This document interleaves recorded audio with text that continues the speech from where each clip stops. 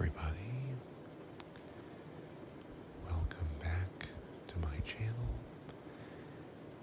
Thanks for joining me for my Week 3 NFL video. I hope everybody enjoyed the football over the weekend. It was another profitable weekend for me, thanks to my teaser parlay. The Patriots made it interesting toward the end. They were down by 7, and they needed to come within 9 in order for the parlay to hit. And they unfortunately weren't able to pull out the win, but they did hold on to stay within 7. So that paid plus 137. Unfortunately, my single bet of Lions minus 5.5 did not hit. That game went to overtime, and the Seahawks ended up winning. I think it was 37-31. So, with the plus 1.37 unit and the loss of 1, that left me with a profit of 0.37 units. I made 0.63 units in week 1, so I'm sitting at a total of plus 1 unit going into week 3, and I'm basically 2 overtime games away from being up 5 units. So that's just the way it goes. But we will take the win and move on to next week. This coming week, week 3, I'm going to dive right into my picks for this week, and then I'll talk a little bit about my futures bets and which ones trended up or down this past week. So the first leg of my teaser, I'm going to keep riding the 3-leg 6.5 point teaser, and I like the Jacksonville Jaguars hosting the Houston Texans. The spread is minus 9.5. That's a pretty big number. You know, divisional games can be close, so even if the Texans aren't super formidable this year, I could see them giving the Jaguars a decent game. But I really like it with the 6.5 point tease. Jaguars minus 3. I think the Jaguars will win this game, and 3 is a reasonable number for them to cover. So they're coming off a low-scoring loss to the Chiefs, and I think they'll be looking to bounce back at home with a big win over a divisional opponent. So leg 1 is Jaguars minus 3. My second leg, last week I bet on the Detroit Lions. This week I'm betting against them. Well, sort of. The Atlanta Falcons are at Detroit. They're getting 3.5 points plus 3.5. With the 6.5 point tease, that brings them up to plus 10. And I like that number. I like that spot for them.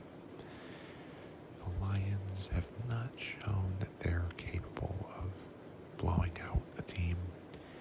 They beat the Chiefs by 1 point. They lost in overtime last week. They played a lot of close games last year, so I think whatever happens, this game is going to be close. And with plus 10 for the Falcons, I like this number and I like them to cover that. So, Falcons plus 10 at the Lions is my second leg of my teaser. And finally, I like the over in the Saints-Packers game. So the total is sitting at 43. 6.5 points brings it down to 36.5.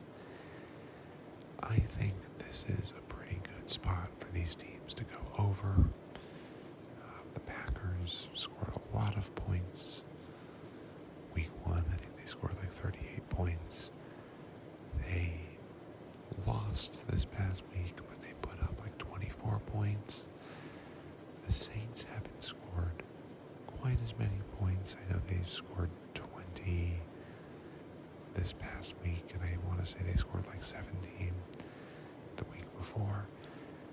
But with a number like 36.5, even if this is like a 20-17 kind of game, 24-13, something like that, it would still go over that 36.5. So I think this is a good spot for this bet. And this teaser will pay plus 132 if it hits.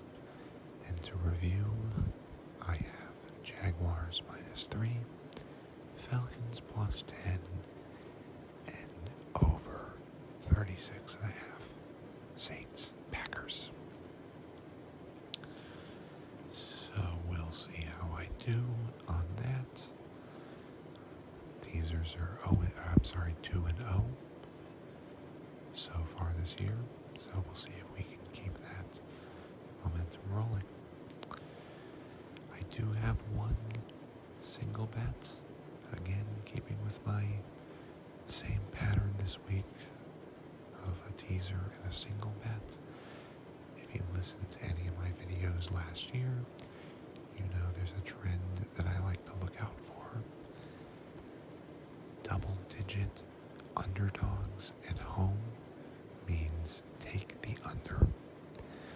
And the Cardinals are, I think, 12 or 12.5 point underdogs to the Cowboys.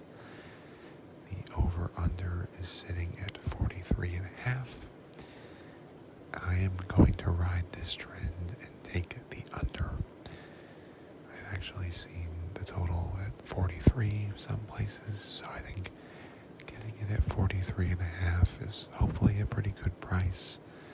These lines can obviously move throughout the week, and we'll see where this ends up, but I'm jumping on it 43.5 under Cowboys Cardinals. And I think the thinking behind this is you have a favorite going on the road to a hostile environment. They may be satisfied just getting out of there with a win, not necessarily pulling out everything in their bag of tricks. There could be a scenario in which the Cowboys are up big and just running out the clock at the end.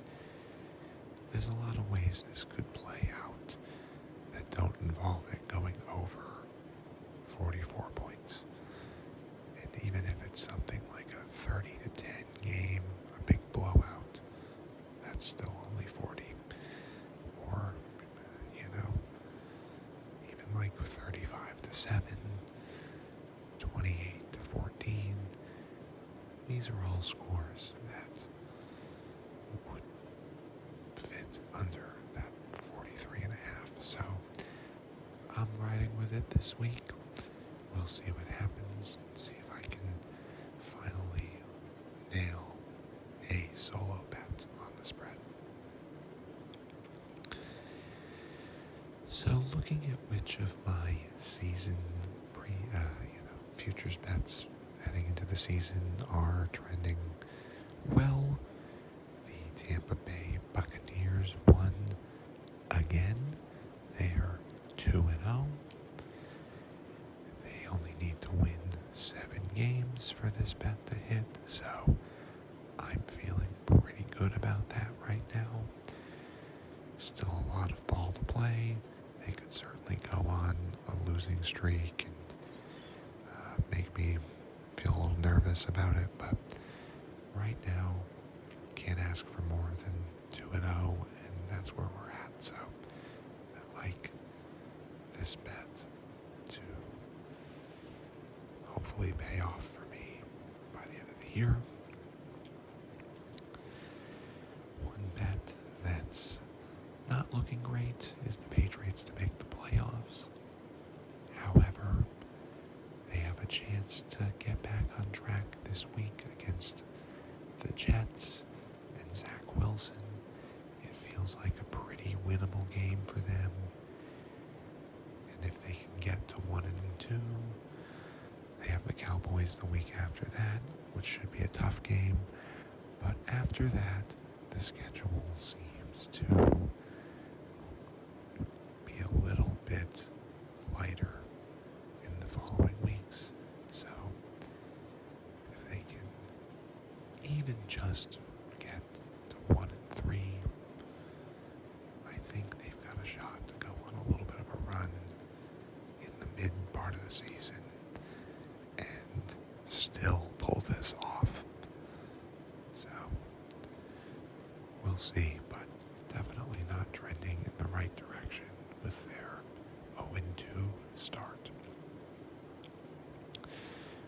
We got another interception from Kenny Pickett. So he is now tied with a bunch of quarterbacks for second most picks at 3. The aforementioned Zach Wilson leading the way at 4. So still a lot that could happen here, but Kenny Pickett certainly in the conversation among the quarterbacks with the most picks. So that's a bet that I think still has a good shot of hitting. One that I didn't touch on last week is Calvin Ridley to finish with the most touchdown receptions. He had one week 1, but did not catch any last week. But we look at the leaders in this category. Tyreek Hill has 3, and then there's a bunch of guys at 2. So this still feels pretty wide open. And I think if Calvin Ridley can put together a couple good games, he'll be right back in the running. So those are the sort of ups and downs I followed throughout this last week. Obviously, I have a few other futures bets. The Eagles also won to put them at 2-0. They're my NFC champion pick. Obviously, the Jaguars dropped to 1-1, my AFC championship pick. But, well, long way to go, so we'll see. The Rams fell to 1-1. I have them winning the division. That one's not looking as good as I had hoped. The 49ers just seem like they're going to be tough to beat, but we'll see what happens there. Justin Fields, another not great week. I don't think he's going to contend for MVP like I'd hoped, but again, only week 2, so I will keep an eye on all those and keep an eye on my bets for this week. Thanks as always to my new subscribers, to everyone who watched or listened to my videos. I greatly appreciate the support, and you will hear from me next week. Hope everyone has a great rest of your week and enjoy the games this weekend. Bye bye.